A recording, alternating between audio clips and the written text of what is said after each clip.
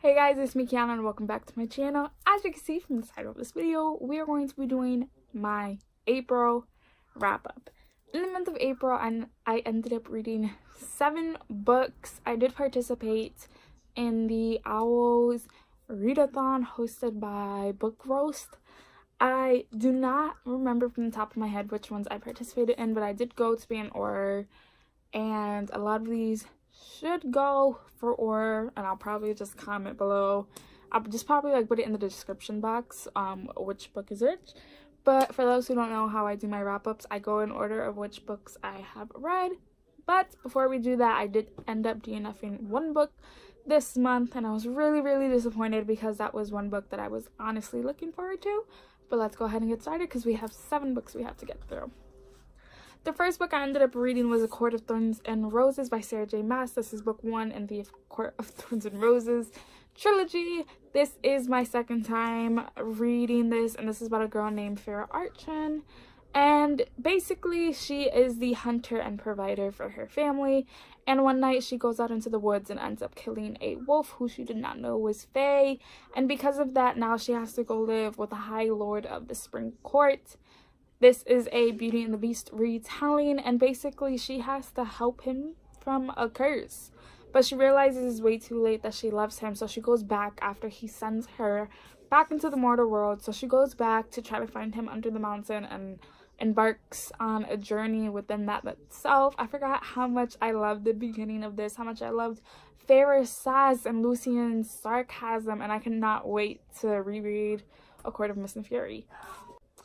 Second book I ended up reading was also a reread, and I ended up reading The Selection by Kiera Cass. This is book 1 in the Selections trilogy, and basically this is a bachelor in futuristic world that basically you're put into ranks from level 1, which is royals, all the way down to level 8, which is homeless people.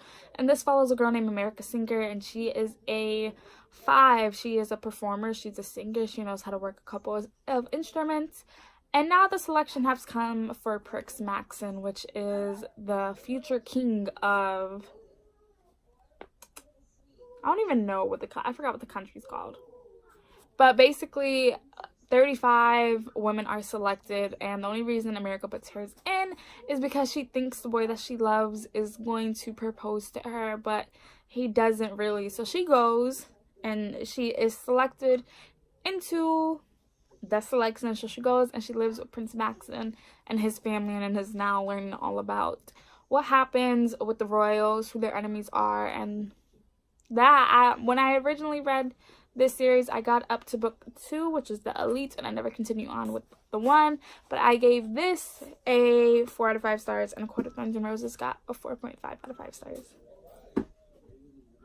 The third book I read was Lumberjanes Volume 6, Sink or Swim, and I always forget who this is by. But basically it follows the group of girls, but now we're getting more flashbacks of them when they had first started camp. And now they're starting to realize that more mythological stuff is going on with their camp. They had the bear woman who changes from a bear to a little old lady, and now they are helping this werewolf counselor, which is like a little bit blowing my mind, and she's basically trying to get her boat back from seals. I enjoyed it. I didn't enjoy it as much as I enjoyed the first few, but yeah, I think I gave it a 3.5 out of 5 stars. The fourth book I read, I actually ended up DNFing this, but I DNF'd The Last Life of Prince Alistair by Alexandra Brackett. This is the second and final book in the Dreadful Tales of Prosper Redding duology, and basically we follow a boy named Prosper Redding that his family was only made rich and famous because of a deal that his grandfather made a deal with the devil. But every time a set of twins is born, they basically have to do this reading that if they open up the book and one twin sees the reading, then the demon is basically inside of you, and the demon was inside of Prosper. But that was book 1. Book 2, now they're going to the demon realms to try to get back Prosper's twin sister. And I got to maybe like 130 something pages when I realized this was taking too long. It had taken me a week, first of all, to get to 132 pages, and I DNF'd it. But from what I read, I gave it a 2 out of 5 stars, and I was actually so disappointed because I was looking forward to this book so freaking much. The third book I read was to finish out a trilogy, and I read The Serpens Shadow by Rick Riordan, and I gave this a 4 out of 5 stars. So in this trilogy, we follow the two siblings, Carter and Sadie Kane, and basically this is the Egyptians, gods and goddesses, and they basically have to stop chaos before it takes over the goodness, over order. And they have to, okay, a part of this, half the book is going to, like, not even half, like 75% of this book is trying to find the spell for shadows, to extract it, and to make sure that it actually works. And then 25% of this book is actually fighting, which made me give it a 4 out of 5 stars instead of a 5 out of 5 stars. But yeah, I did enjoy this.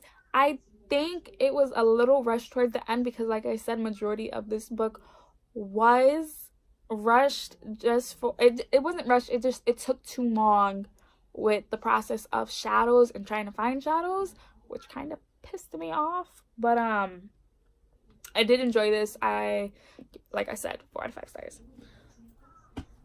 So the sixth book I read this because, of course, the O.W.Ls readathon, and I ended up reading The Lion, the Witch, and the Wardrobe by C.S. Lewis, and I have never ever read a Chronicles of Narnia book. I haven't even seen the damn movies. And this book was not what I expected. We follow, of course, the 4 siblings, Peter, Susan, Lucy, and Edmund, and it is basically the start of, I believe, World War I, or is it World War II, when Germany is invading Poland, and their parents send them away to a distant relative's house, I think, and this house is like humongous that people go in there and they go on tours. And one day, while I think they're playing hide and go seek, Lucy finds the wardrobe and she ends up going into Narnia and she meets the Fawn. And then when she comes out, nobody really believes her that she went into Narnia until Edmund stumbles into it. But when Edmund goes, he meets the White Witch. So yeah, I enjoyed this a lot, but I gave it a 4 out of 5 stars. There was moments where I wasn't really interested in it, but I do plan on continuing on with the rest of the series. I do not know when, but one of my goals for 2019 is to at least read 2 classics, and I read 1, so. And then the 7th and final book I read was to do a reread, and I've read A Darker Shade of Magic by V.E. Schwab. This is book 1 in the A Darker Shade of Magic trilogy.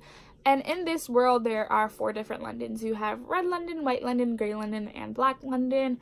And they were all connected until one day Black London was overcome with magic and all the doors were shut off. And people are said to believe that Black London is either dead or they're fending for themselves. And there are only certain people who can travel within those worlds, and they're called Antares. And Cal is one of them, and he is a part of the Red London's royal family. And the other one, his name is Holland, and he's a part of the White London's royal family. And basically, Cal likes to collect stuff. He likes to get stuff from Red London to Grey London. He gets stuff from Grey London, takes it to White London, and shiz like that. But one night when he's in White London, a lady asks him to take a stone back over to Black London because he knows he can do it. But it is a setup, and I forgot how much I enjoyed this. When I read this the first time, which was, I believe, back in August, I sped read through all of this. And I didn't get a chance to enjoy it as much, but I gave this a 4 out of 5 stars because, of course, the ending pissed me off, like a lot of these. Like, as I look back at it now, majority of these was either 4 out of 5 stars, 3 out of 5 stars, or 2 out of 5 stars. So it was an okay reading month, but not that good. But those are all the 7 books that I read this month. Comment down below if you want to chat about any of them. Don't forget, I'll be leaving here 2 videos I honestly feel you guys should go check out, and I will see you guys very soon with my May TBR.